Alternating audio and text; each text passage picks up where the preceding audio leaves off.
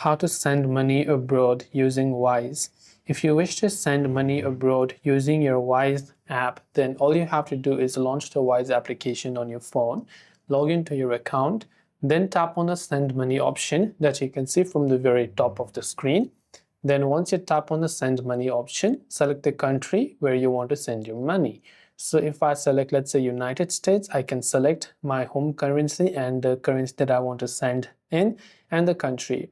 Then I could simply enter the amount right here. And once I've done that, I can choose paying with a connected bank account. So I can tap on the change option right here in order to change the respective payment method. Now I can tap on the add recipient button and I will select a recipient. So I can send it to a Wise recipient if the person also happens to have a Wise account.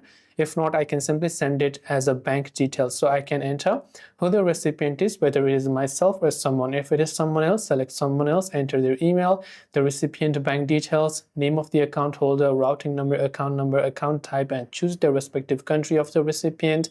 Then tap on the continue button to send money abroad using Wise. Thanks for watching, and do subscribe for more tips and tutorials such as these.